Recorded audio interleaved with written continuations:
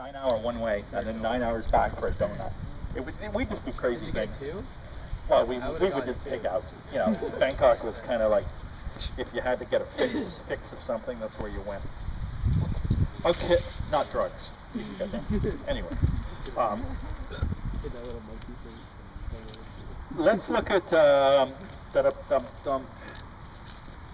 number 1076 on our list, and that's the plant right here. Now we've talked about, Dan, are you not taking notes, or are you just, oh, you've got a recording there. That's what I forget with these iPhones.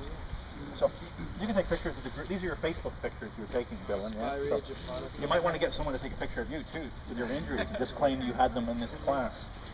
What did I say? Spirea, japonica, little princess. And I was not going to talk about the generalities of Spirea, because you've got that, right? So once you learn the generalities, generally for one genus, they apply to all of them within that species. Not always, but 90% of the time. Spireas, they do. And I'll preface this by saying we've talked about some specific groups of plants that are commonly used in our area. So we've talked about the maples, it's a big group. The acers, the quercus are a big group. Spireas happen to be a big shrub group. They're kind of one of the bread and butter groups, if you want, of our industry. So you know all the cultural requirements: full sun, et cetera, et cetera, et cetera, et cetera, et cetera, well-drained soils. This is one of the smallest forms, as the name implies, little princess. And one of the endearing characteristics is it forms these little compact mounds, and these have been knocked back a bit with the snow in the autumn, or winter, but they they'll come back up. The charming part of this plant is the little pink blooms covering it in late spring to early summer, and that's what it's known for. Smaller plants are generally used as detail plants in the landscape, so small masses or edging.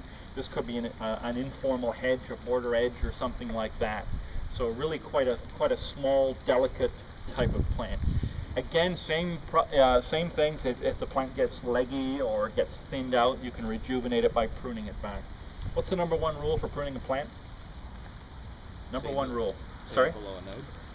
Even before that. Because you need it? No, even before that. Sterilize it. Sorry? Sterilize your... Sterilize it? No, even before that. Need the smallest room possible. Even before that. Number one rule. Number one rule. It's a trick question. No, it's not a trick question. These are not trick questions. These are very, very logical questions if you think about it. Do you know how to prove? No, even before that. Same time every year? I don't Know what the plant is. Oh.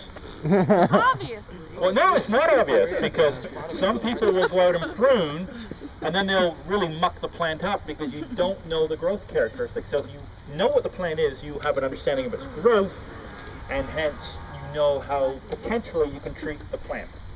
And I'll tell you a little story maybe at the end of the class, remind me about that example, and about a rare Himalayan peony that someone pruned who didn't know what they were pruning. Okay, I'll save that because it's wet. I know you're quite excited.